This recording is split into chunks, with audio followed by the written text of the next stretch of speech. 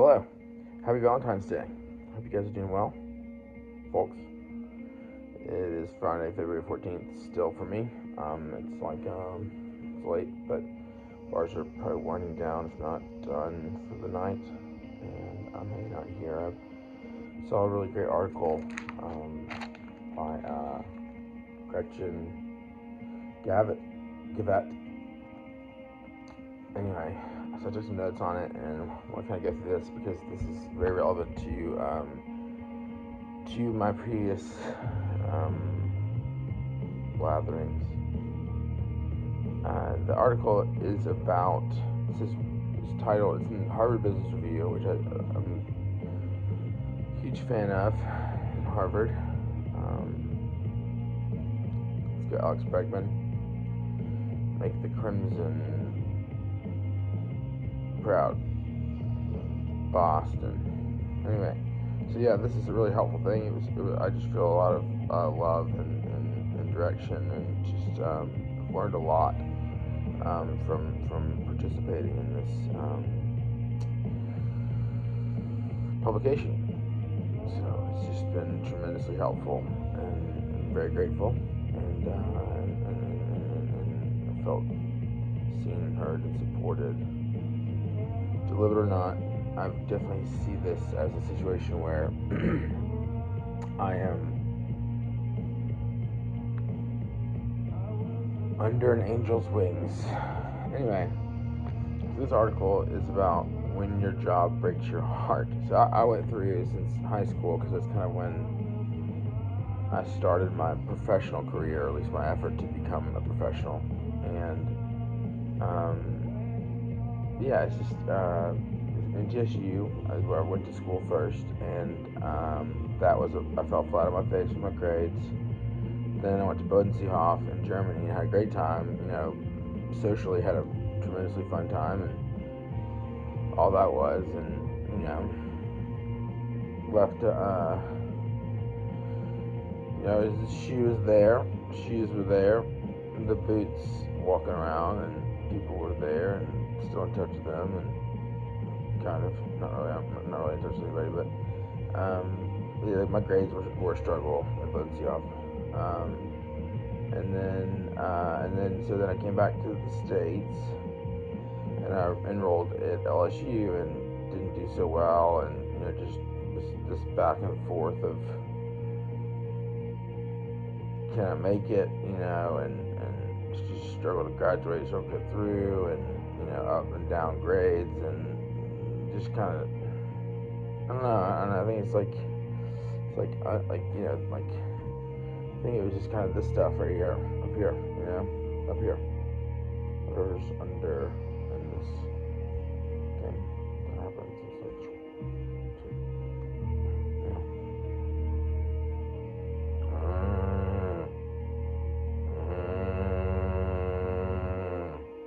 I want that. I want to be a different kind of alive. So yeah, finally squeaked through, and that was tough. And then I went back to Nashville immediately to start my professional career. I had jobs in college, and worked at the radio station, but kind of got nudged out, I guess, because it wasn't cool enough, or maybe wasn't audible on the radio. I'm trying to get better with my voice, but I'm also trying not to project too loud because Hunchie's asleep in the other room.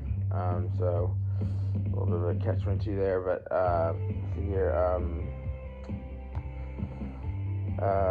Yeah. So then I did the survey with the New Orleans storm, and that was heartbreaking to hear those stories, and also to not only the success of people, but the people that survived it and did okay, versus people who lost a lot.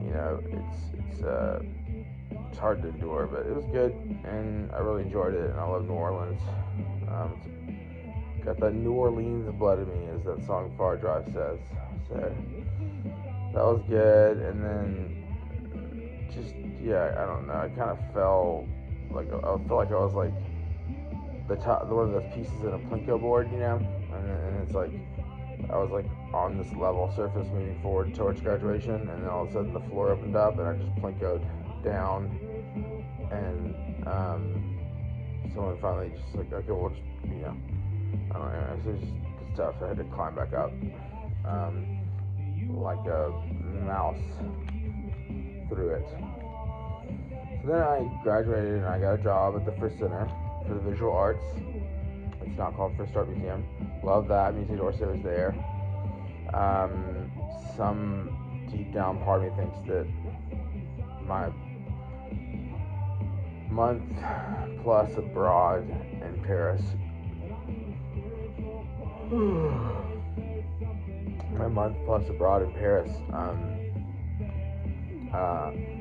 maybe, and then potency of time too as well. Maybe I caught some people's attention.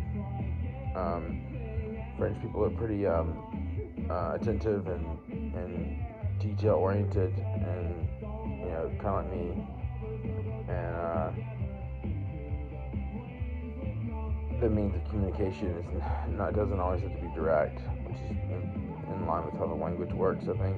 But also the artistic richness of the society is there, and we'll get to that later. And then I got a job also working for Vanderbilt for the stress and health study with the sociology department, which is great because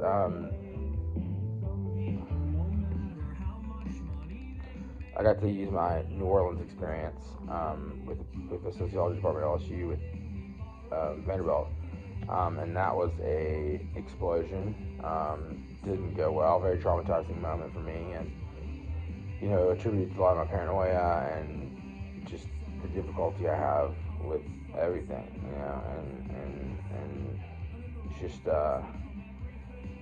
it haunts me to this day. And I feel like my time with the St. A's and after school, and there's a lot of healing done for sure, but I've got to do a lot of work on it too. But that was definitely heartbreak. So we're talking about MTSU, Bunsey Hop, LSU. Like, I mean, I made it through, but it was riddled with heartbreak, which I'd never wish upon anybody. And then I forgot to mention that I kind of worked some part-time jobs here and there until I got the Vanderbilt Frisch Center jobs, which were both part-time, and those were great jobs. I loved them so much. I felt I used to be ashamed that that's all I could get after college, but I'm really proud to work for both those institutions. I think I'm just ashamed because they both ended in a haunting way. Obviously, the Frisch Center, they just didn't have any more work for me because the crowd volume minimized, or what are words?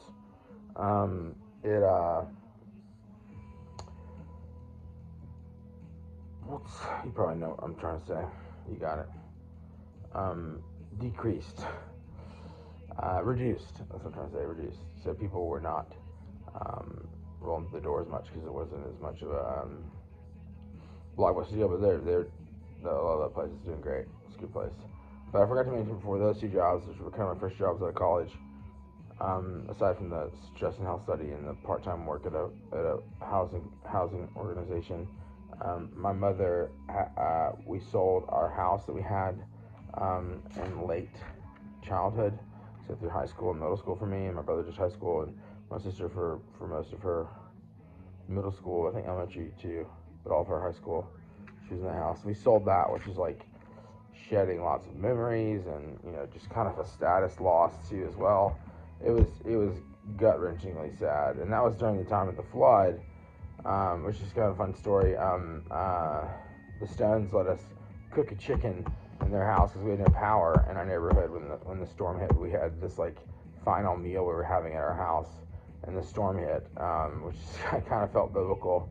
At least felt like God was mourning with us. Not that us selling the house caused a tremendously terrible thing to happen in Nashville, but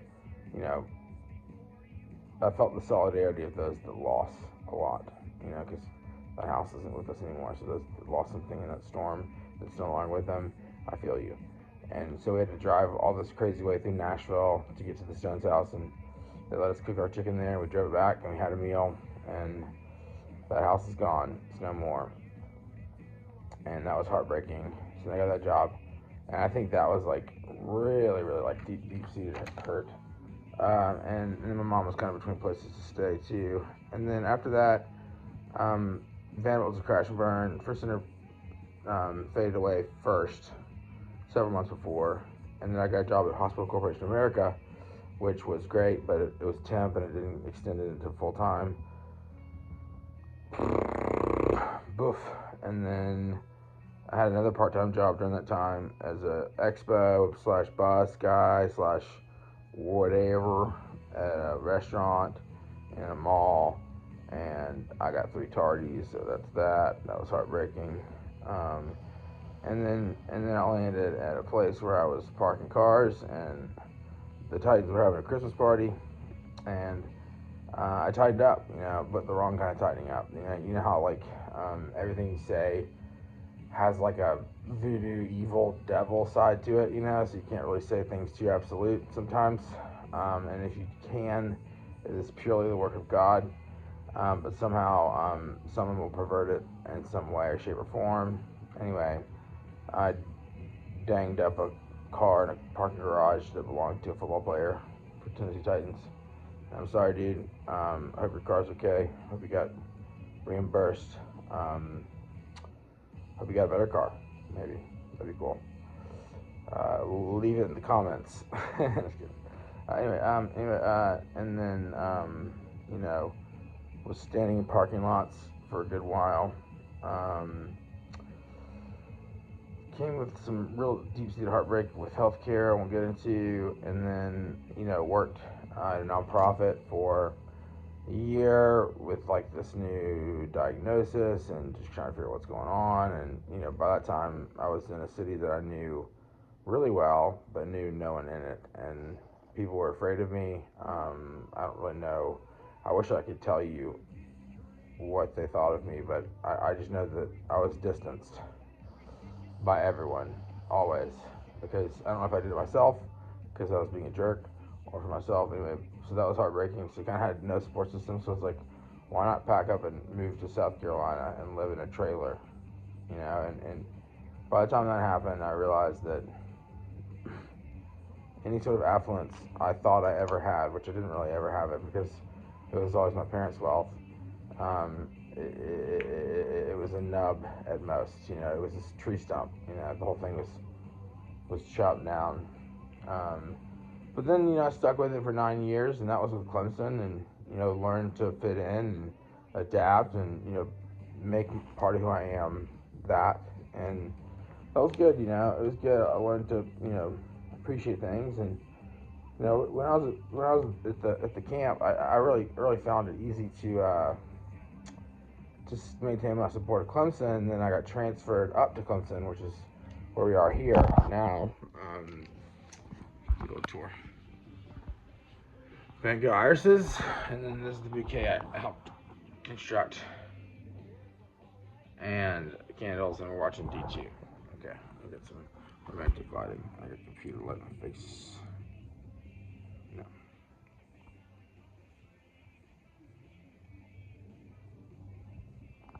Anyway. So that was that. These are all heartbreaks, by the way. These are all deep felt pains, and this is 9 years here. Living in a trailer is humbling and awesome at the same time. I feel like I've got some character, some Southern character as a result of it. And I did that, and I got some recognition. I fought and tried, and got moved up here in this wonderful place I live in now that I'm incredibly grateful for Foothills for, and would do anything for, and so grateful Carrie is rocking and rolling at the Learning Institute. She's a little easier to appreciate, and I don't know. I don't know if this is all maturity that's causing these problems, or just lack of understanding, or maybe medication, healthcare. I don't know if it's like just me being too wild, too unhinged, no self-discipline. It's hard to say, but I feel a lot of success even getting this place, because I had an apartment briefly in Nashville before I moved to South Carolina, and it was rent controlled. It was called the Laurel House in the Gulch. I don't know if it's still there, but that was awesome. I got to walk to a Preds game, and we got to sit in a suite. It was so cool. We snuck a dude in. They gave me, so I got the tickets from my father, who's professional friend, had tickets, and I got these 3 ticket stubs, and I was like, oh cool, so 3 tickets. So I was like, I called my buddy from St. A's, and he was an MD at Vanderbilt for a little bit, and he's like, cool. I was like, yeah, bring a friend. So he brought a friend, and those two were buddied up, and I was kind of the outlier, as I always am, and it turned out that there were 2 tickets, and the other one was there were 2 tickets, and the other one was a parking pass. So they let us in. We switched them, the old switcheroos, 1 in, 1 guy out, 2 in, and 2 in, 1 guy out, 2 in, so it's like that, and it was clever. Preds are forever my favoriteest place ever in the world, and they take care of me. I love them so much, and I feel a deep sense of home in Smashville and my identity, and it's been great this year as they've struggled to sort of get to know the league better and become more of an identity in the National Hugh Latimer or the National Hockey League, as I just learned to appreciate the game for it is, and I don't have to have this sold out mentality for the Preds only, even though, when push comes to shove, it's Nashville all day, baby. All right. So you better play there, good guys. The guys that are the best in the hockey league, you play in Nashville. Just do it. Get them a cup. All right. Anyway, so I had to throw something positive in here among all this heartbreak.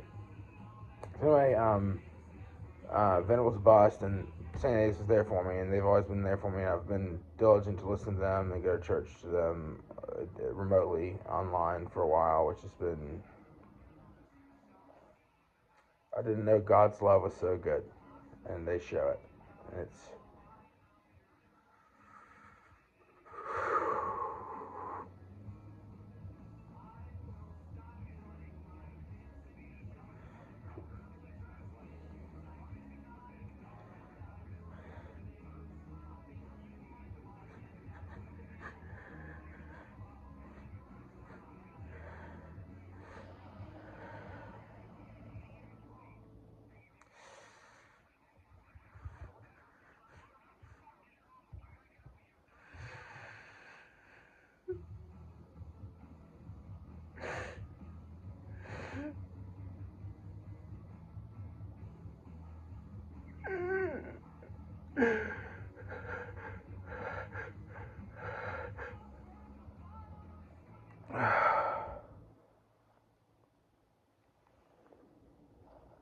They've helped me make sense of all this heartbreak professionally, and they still do. And I love them for it. I love God because they exist. And even if they didn't exist, I love God, but I'm just thankful for them in my life.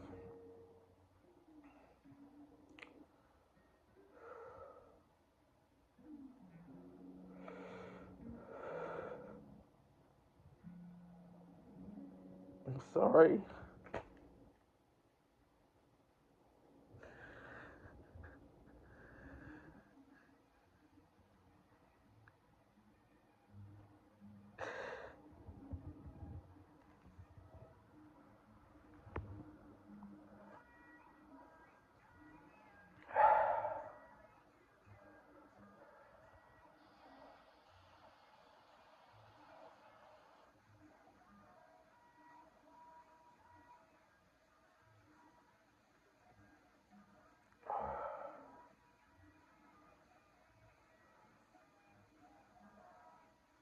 Anyway, so it's here, and then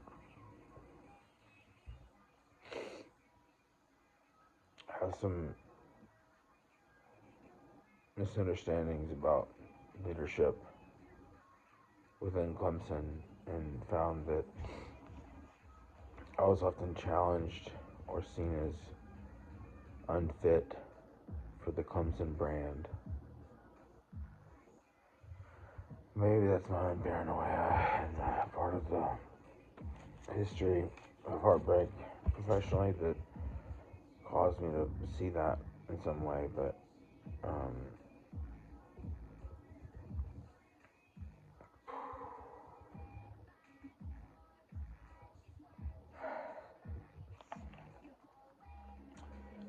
anyway,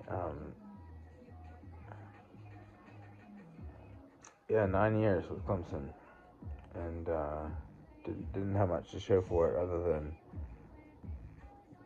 the passage to this place, and I made it, and I'm here, and I've kind of leaned back into LSU, which I'll get into later. Check it out, USA rollerblading in the Green Hills. Okay, all right, and then didn't get promoted. I was asked for a promotion a few times, and nothing happened. And I think they would have kept me at that place, that job, and that salary until they either just were fed up with me, or I got fired for some reason, or I died. So it was good to, understand that and accept that and take care of myself. So I had this opportunity to move along in outreach at a healthcare company, a primary care office, and it's going good, but I do have some professional heartbreak there with some mobile medical unit nightmares that still haunt me today. And I've just, ever since I graduated college, I feel like I always thought that your college, this could be a misperception, but I always thought your college degree would allow you to get jobs, but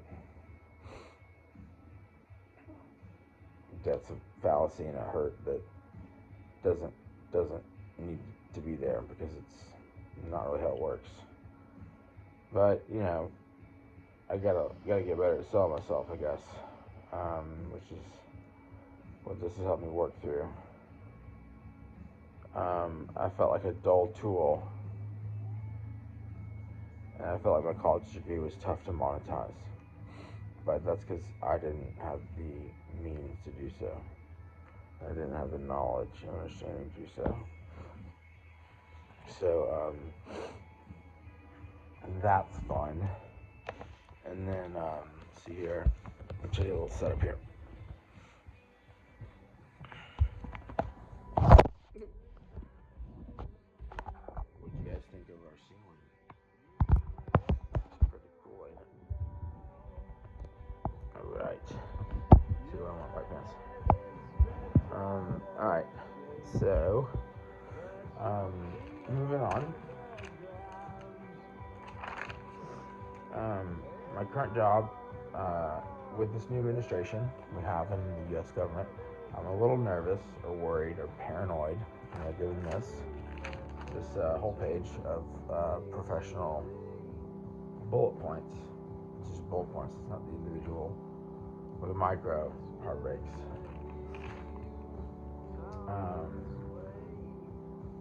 I gotta be professional with all those, even in disagreement, which I've been bad at, and that's part of the reason why I said I'm sorry. I've just been too forceful and angry and frustrated,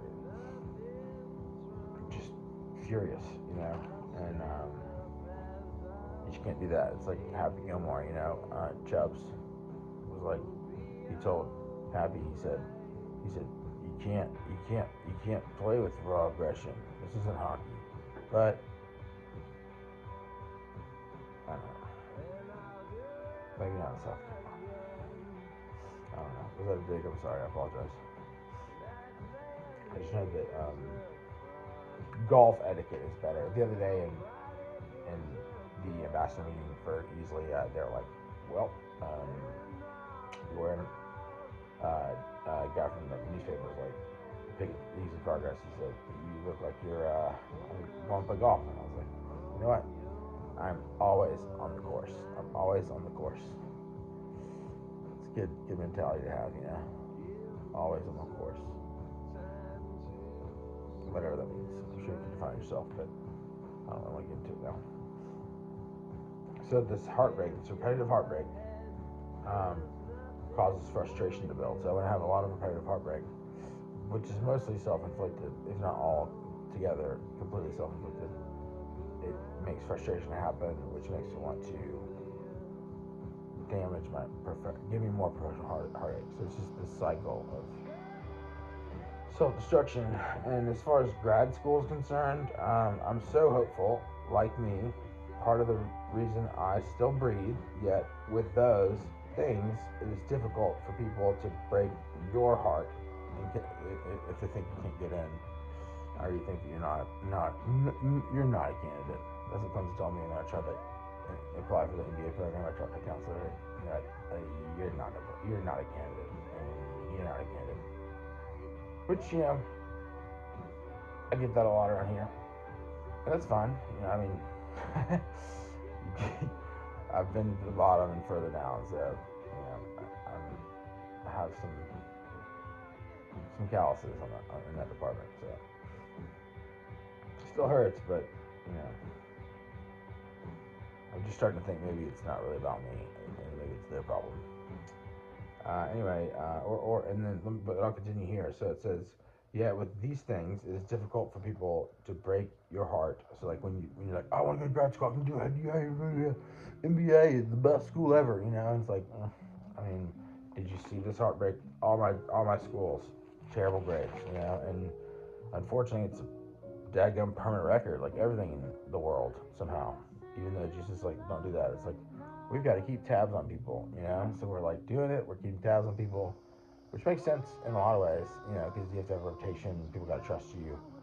But when it goes the opposite direction, like when you have bad grades in school, and your school remembers all the bad grades, then you've got to figure it out.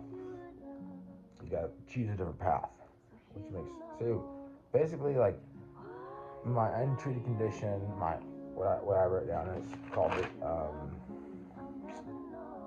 Ill behavior, not misbehavior, my ill behavior, ILL-behavior, and my ill behavior is what I'm calling it here, is actually, part of the reason why my permanent record is in the junkyard. You're welcome, Jim. Plug you. Alright, anyway, so, let's see here, your heart is so you would have to discover the heartbreak. So, yeah, so, like, they're not going to tell you, so they're like, oh, cool, yeah, give it a shot, and then you fall on your face, and you get denied, and it's like, oh, cool, thanks a lot. I mean, it's a process, I understand. It's a process, it's okay, but Lordy, breaking your own heart after you've had all this self-inflicted is like, and you're like hopeful about something, and you're just gonna walk down a path just to smash your own heart to the ground and into a million pieces. It's masochistic. I think that's the definition of it. So and then this article we read, it's a great article. It covers a lot of stuff. It says, what is your professional heartbreak? So I kind of just went through that. And then, have you experienced professional heartbreak? What did it feel like? It hurts like hell, and that's what it does. It leaves such a deep wound that you almost like I almost like cauterize the wound just to stop it from hurting.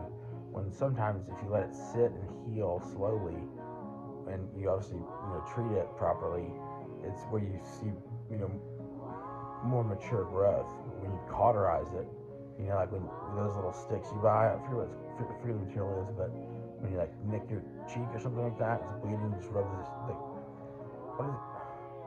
Who cares?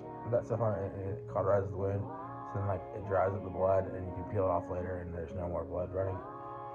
It's better than a Band-Aid, some say. Anyway, so yeah, it's like you cauterize the wound rather than letting it heal in the right way. I mean, it's like salt on the wound. When your job breaks your heart. Okay, so but my problem is I've been taking it the wrong way, where I'll beat myself even more, so I make more wounds with myself. It's like that one time on that MTV show they had that True Life, that show True Life, and there's this really cute girl, and she had a problem with cutting herself, and that like hit my heart deep. I was like, and then I showed her like with a razor blade, like slicing her stomach, and she would like squirm and it hurt. But like, I would never cut myself, but man, like, I feel it. You know, it sucks. I felt so sorry for her. Like, why would you do that to yourself? Anyway, but I kind of do it to myself in a psychological sense. You recently asked your LinkedIn followers to share their stories of professional heartbreak. What did you learn from the experiences? Okay, so that was kind of cool. This guy went through this rebranding of his company, and it was his idea. He took over, and then his superiors changed it, and that hurt him because he put so much of his identity in it. You know, and I think the biggest thing here is like, you know, what is a human's identity? What is my identity? You know, who am I? You know, who is Hugh? Who is Hugh? I am. You know, who are you? You know, and these are my heartbreaks. You know, but I'm not these things. I'm not my grades. You know, I'm not any of these things.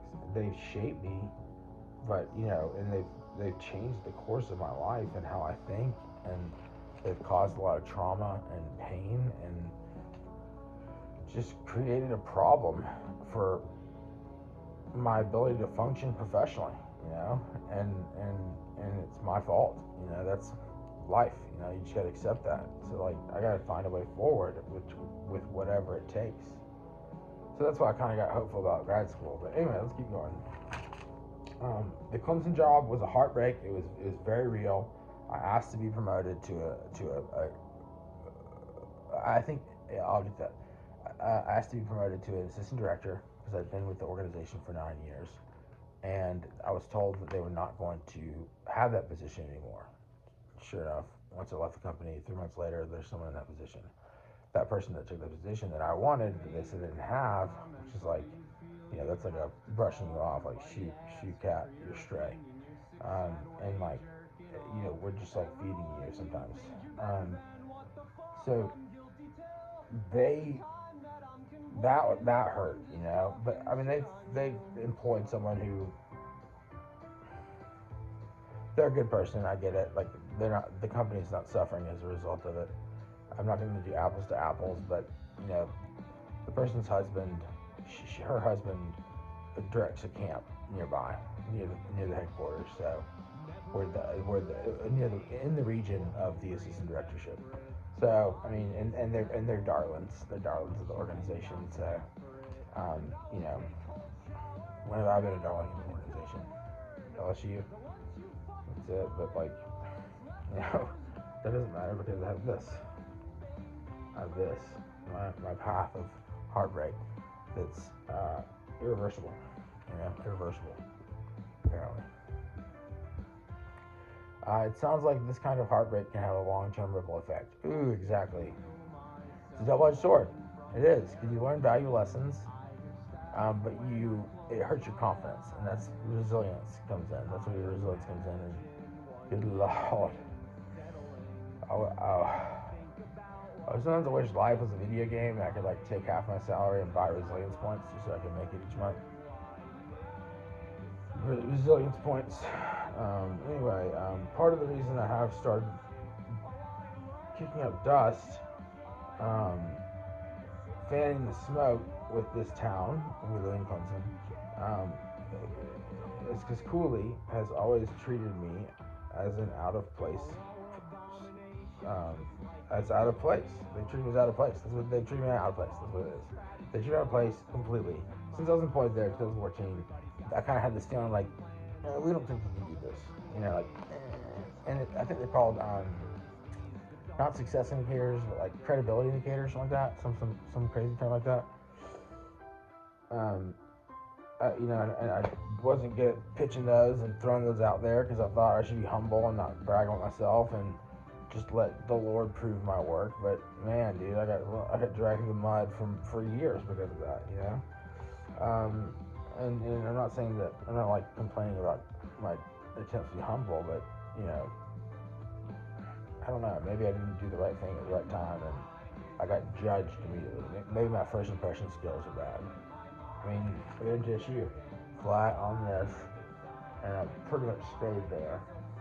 And I turned my head sometimes to get breath, and I left my head sometimes to see where I am, and it was back down. Anyway, I have felt out of place everywhere I am. What am I doing wrong? What am I doing wrong? Is it my lack of managed symptoms? This is when I started noticing that LSU notices me. I started to retract. I started to retract steps back, retrace. That's what it is. I have that penmanship. I started to retrace my steps back to my undergrad years.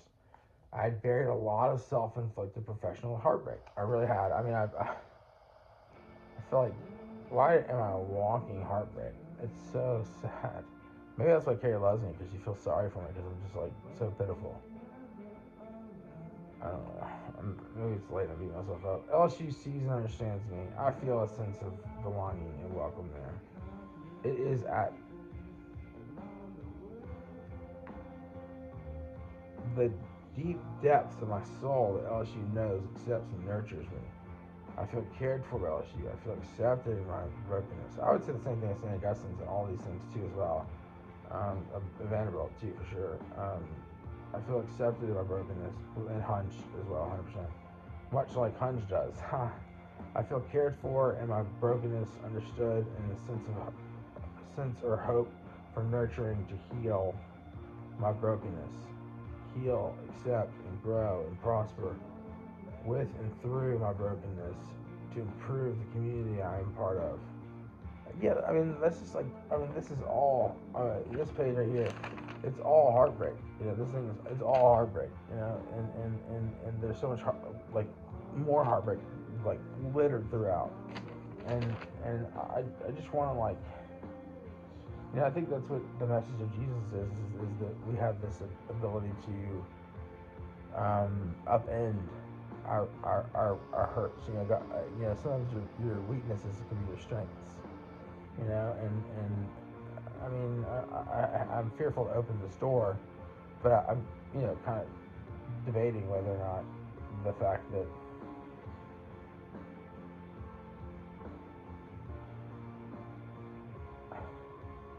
you know, what can I do with this? You know, like, I mean, I'm not saying I have the most heartbreak in the world, but I haven't really had. I mean, negative. I've had success, but it's forged through sour experiences, you know, and they feel so much richer. But that's also what I'm struggling with Carrie, is like that. You know, I want someone to feel that too. And I feel like LSU kind of sees that, you know, really well. And that means a lot to me. Let's see here. Heal brokenness. Heal, accept, grow, prosper with and through my brokenness to improve the community I'm a part of. My potential is unclear to me because my self-destructive and lack of focus. Is it impossible for me to just act, just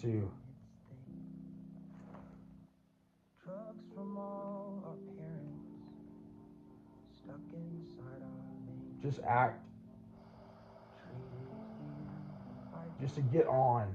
Okay, so let me start there. My potential is unclear to me because my self-destructive and lack of focus.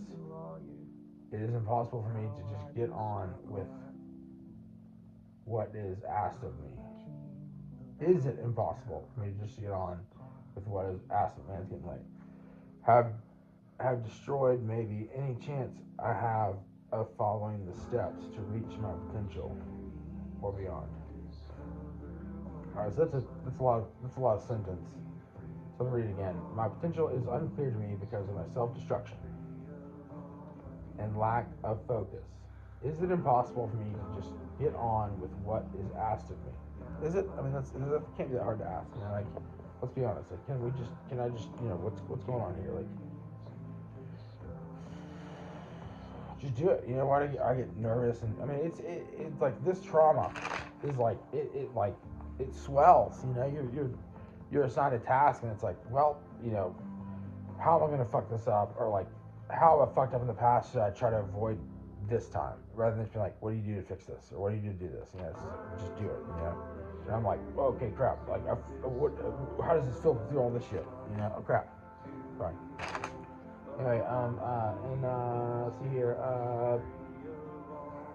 Yeah. Is it impossible for me to get on with what is asked of me? Okay, and then I'll continue. I'll skip that parenthetical part. I'll read the sentence. My potential is unclear to me because my self-destruction and lack of focus. They have destroyed, maybe, any chance, so I'm not sure, it feels like they have, any chance I have of following steps to reach my potential or beyond.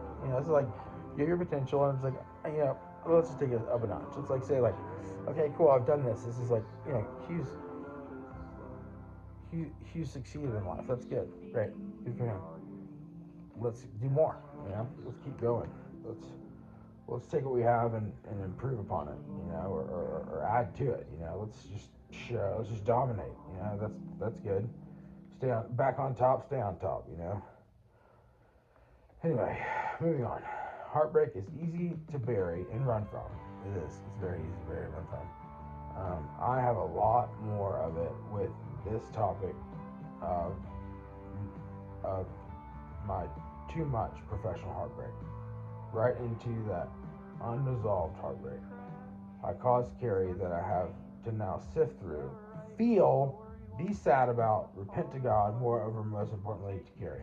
Repent to Carrie. I've got so much stuff to go through with Carrie. It's outrageous, and I don't know what to do. I don't know what to do. Part of the reason it perpetuated so long is because Iceland is the same colored team as the Hawks. And here we are, D2, same thing. It's like the bad guys. LSU is going to play a red team, Anyway, okay, so, yeah, whatever. Who cares? But Baton Rouge. Alright, Rouge. It is fake, not red. So I've got to respond to Carrie and apologize to her and say I'm sorry. All the while, we're great, by the way. Though my heartbreak today, because I experienced heartbreak today, and Carrie separated, distanced herself from me, and I was able to think about what I did and how bad I am and how I hurt and how I know that I hurt and I double down. Shout out swingers.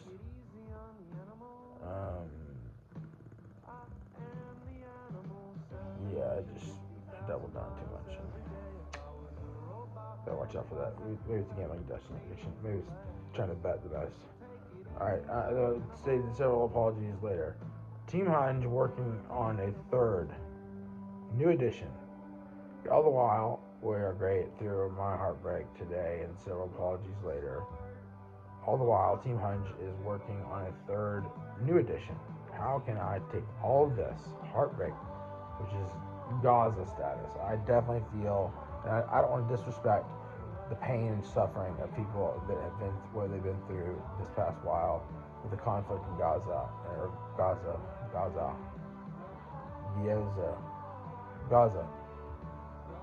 Don't want to minimize that, but I see that rubble and I'm like, yeah.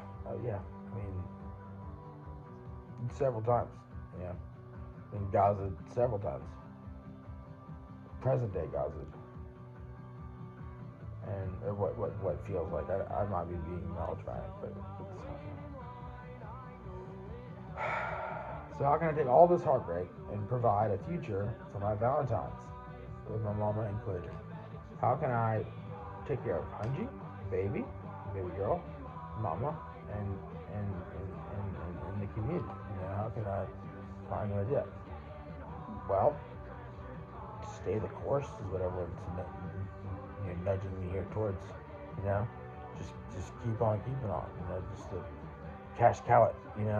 Just like that. I know that I would take risks, but I need to find a way to take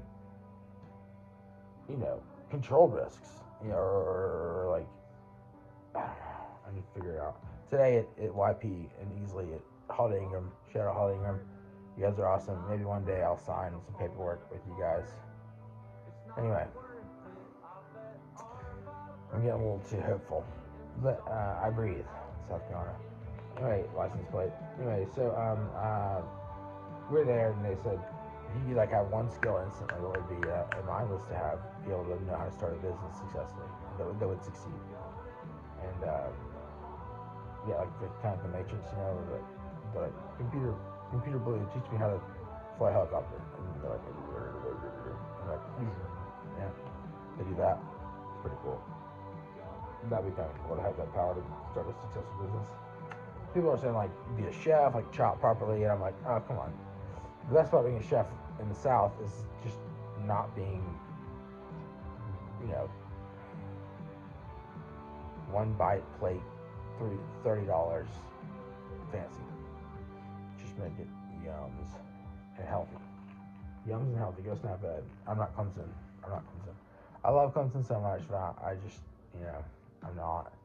And I get picked on driving around the streets here, and people look at me, and you know, I feel weird. I feel like I'm being watched. So we're doing a scavenger hunt soon. I think next weekend, and hopefully the weather will be nicer because it's supposed to rain tomorrow. But you know, the first one I put tiger faces and a compass.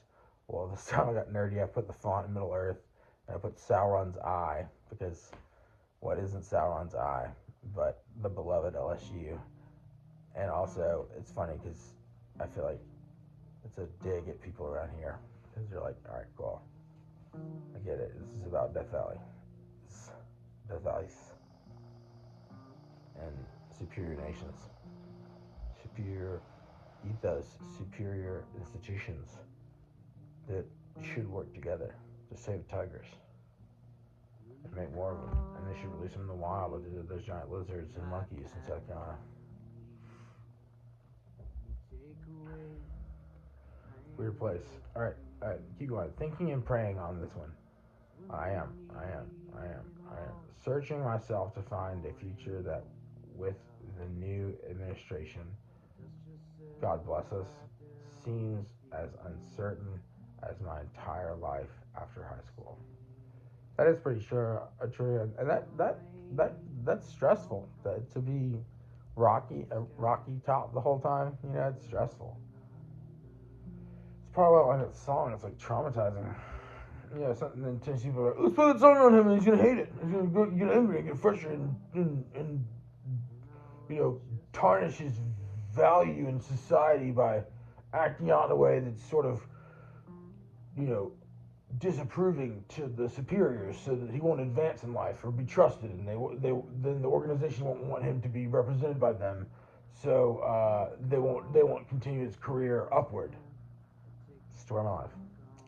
All right, anyway, am I bad at being an adult? That's the real question. Am I bad? Like, help. I mean, like, if I am, like, where'd I go? You know, what do I do? Bad being an adult. And then, have I put off maturity this much that I've burned all but a few unpromising options professionally? Options are bridges, you know. Do I give up? Sink.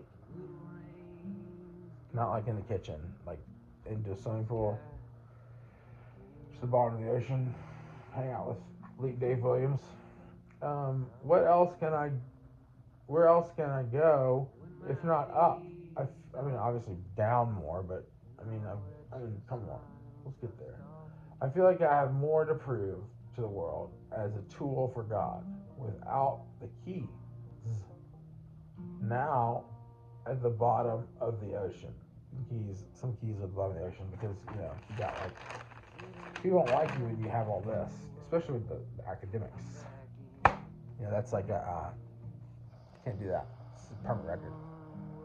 Every step you take matters. Every step you take defines you. Every step you take, you're judged by. Every step you take shackles you or gives you more money. All right, let's see here. I feel like I have more to prove to the world as a tool for God. Blah, blah, blah, blah, blah. To, without the keys, to GHIN. my days are through, and I'll let your smile just don't kill me. To give. I don't know. It's late. To give and show more success indicators. To begin. You probably know what I'm trying to say. What are they? Well, so here's what I'm wanting to know. Let's be honest here. It's late. I'm tired. What are my realistic options?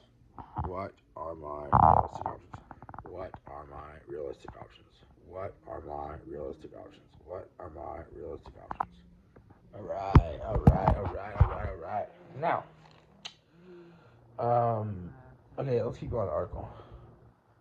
The question is how the personal and professional intertwine really resonate with me. I've left. So this guy talks about how it's like he took this failure or this loss of his responsibility as a really personal hit, which I've done with the page again.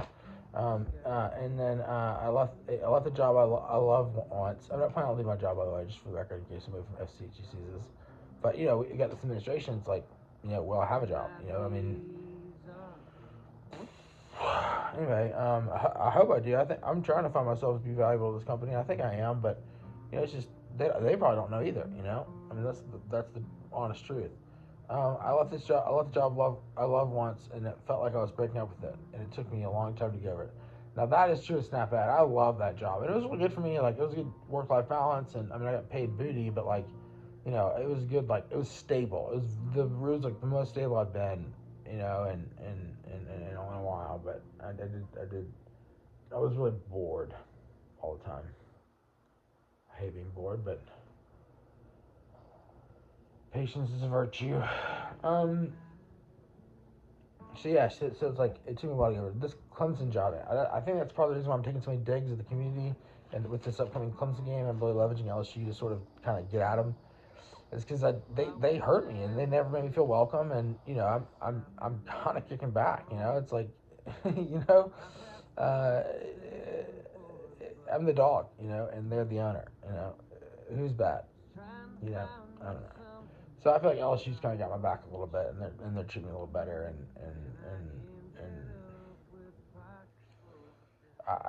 I don't know if it's just like a standard practice of appreciation, or if it's a call to action from them to become more represented by them, or to help them represent themselves, or to just sort of maintain a fun relationship. I don't know. Any of them is fine. I just, the mystery is, with all that trauma is something that you can ruminate on, and it goes different directions. And sometimes it's positive, sometimes it's negative, and you just want to know for sure, like, are you wanted, and you want to know if you're wanted. Okay, the next question is how can you get to the other side of heartbreak like this person did?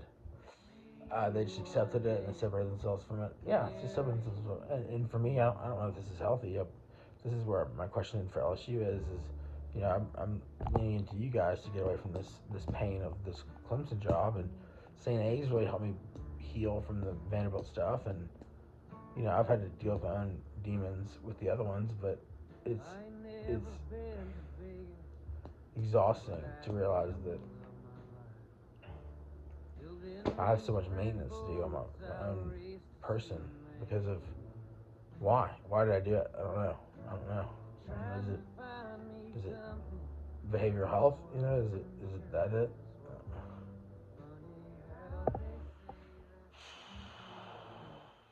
So now here I am. I've been. It says you probably also need space to grieve. This is part of my grieving process, and it's hard. And it still hits you. It still hits you hard, and I unfortunately I've been acting out anger towards Clemson, and I've really gotten a lot of negative attention from the university, the people there, because I've you know I've taken some real shots at them that I think hurt them, but it's just coming back to me. It's just coming back to me. So I don't know if it's worth that unless I get more support. I need more reinforcements to make this campaign successful. But I'm completely behind enemy territory and grateful. I'm dependent on Clemson people and the beloved. My wife's a Clemson grad, so it's like I'm not really even that far removed from it. It's just I never really was appreciative of being Clemson, and never have been. And they have this snide way. This is the reason why Gamecocks hate them. The snide, like Southern South Carolina way of being like, oh, Clemson. Sorry. I'm done talking with trash, so you can go away now. It's like, I will make you eat trash. Anyway, and then so now, not really that. Big wigs on that one, but that's just a hypothetical situation. So I need space to grieve, so we're still grieving. I need to not get angry. Are there any parting words you'd leave someone who is currently going through a professional heartbreak, especially if it's in the early stages? Whoo! Accept it. Just accept it. Don't bury it. Don't deny it. Just accept the heartbreak because it's real and it sucks and it stings and it hurts and it doesn't go away. And don't self-medicate. Just look through it, think through it, know it, understand it. It sucks. And this is someone who's facing a potential chance of this. I'm telling myself this as much as anybody else who's listening, but it's not easy, and I think with all of this, like that Robert Pattinson movie where he's printed out and he just dies on this planet. It's like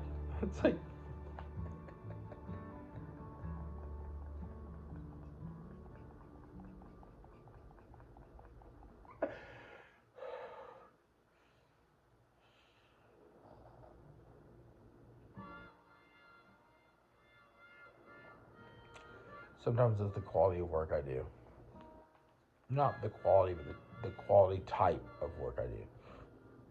Not like my output or like who I am as a worker, but the tasks I'm assigned, the quality of the tasks I'm assigned. Anyway, and so let me finish up here. So now I'm faced with this opportunity. It's either grad school or do I lean into the chamber because I'm fully involved with the chamber. Do I let the chamber develop me? Will I have enough time to develop? Can coherence can can can I achieve the significant success solely through them, or can it plus LSU MBA send me to the new frontier of the world and smash it? Sure, heartbreak will exist, but knowing how to avoid it will minimize it. Trust Koa. Trust 9. Hey. I don't know. And then I thought of this, some parts of me wants to get into the ministry, and then I was like, well, I've burnt bridges, and it's funny because Scott Owings, Reverend Owings, was preaching, I think, February 9th, which would have been Sunday, and he said that he visits people in prison, and sometimes I feel like I've had so many transgressions in my life that school-wise, it's it, I'm locked up, stuck with what you got. That's why everybody around here's like, settle down, just take what you got, man. And I'm like, well, no, I don't want that. So I'm stubborn, and I'm hoping if I lean into my stubbornness, that will give way. Obviously, not in a destructive way or an insulting way, but I hope it'll lead to something, helpful. And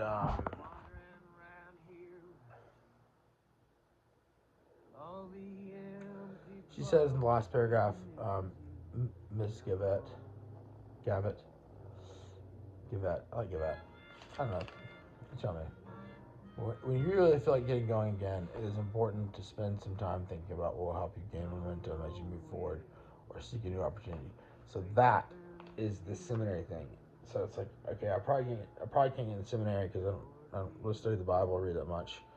I like going to church and understanding, my walk with the Lord, but I don't really like to.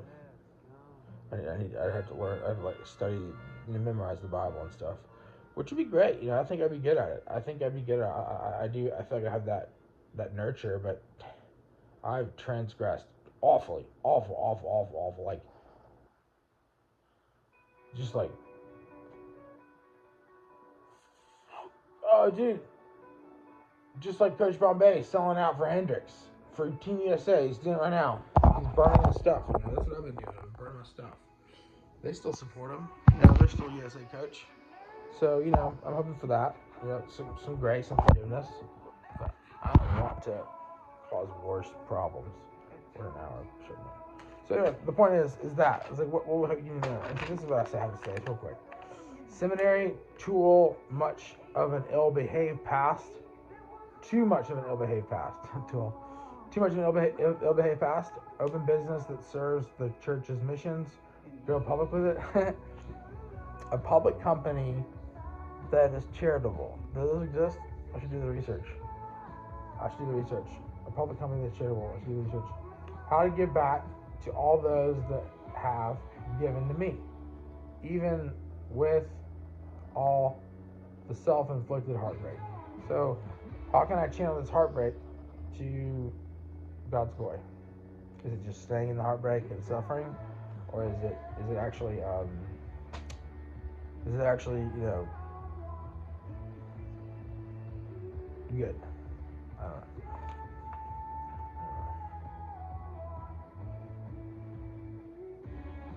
How do I prevent this heartbreak from setting me back, slamming doors shut so much?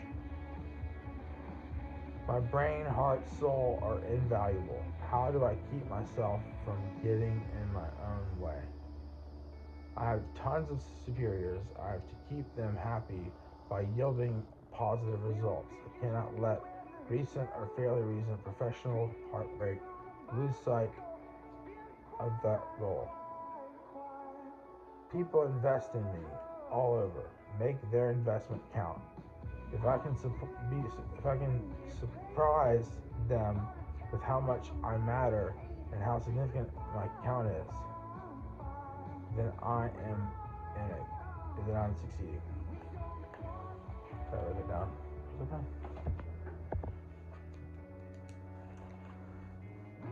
Then that feels like success. Anyway, from the bottom of my heart, I apologize to all those I've hurt along the way. I apologize to my supervisors, my superiors, for being a bad employee, for damaging company property on accident, for not maximizing my contribution. I'm trying. I really am trying. But I want to try harder. And I want it to make a difference in our organization today. And I pray that yesterday happens again, which is my year anniversary. I got a little card. I might save the one I got today in case we don't exist. I'm just kind of making it up. I don't know if it's true or not, but you know, I don't want to do things that, yeah, I mean, we got Sauron's eye everywhere, whether it's in micro sections, the office, but it's also about this, and then you got people out of the community talking about all my stuff, and talking about other stuff, and you know, it's just you kind of always getting arrows shot at you, you know. So that's fun. Gotta shoot them back sometimes, you know. Unfortunately, I'm pretty accurate, and it hurts, and then it makes it worse because then the multiple shooters that when you're alone, as a fan of an organization that really crushed their egos in 2019, 2020. You know, it's hard to forgive someone like that. So people see me and kind of get angry and say, "What's he doing around here?" And my motivation is to give back and to be a good employee after all this. I feel cleansed, and I hope you've enjoyed this show, and we'll talk to you. Thank you, St. A's. Thank you, LSU. Thank you, Clemson. Thank you anyway. And I'll thank everyone else who helped me develop AHR and Frist, ACA, Vanderbilt. Still love you, Andy. I'm an LSU Tiger for sure. I'm an MF Tiger. But I got that Vandy boy too in me. Because that's love. And that's what God's love is. And I want LSU to dominate always. Because that's me too. That's part of me. So starting to wonder if I'm schizo or just a polar bear. Anyway, you guys are awesome. Thank you so much for listening. And I'm going to bed now. Have a great. I try to scroll the mouse over to stop the play of the video. Alright. God's peace. Jesus loves you. Saying this to myself. And also, be good.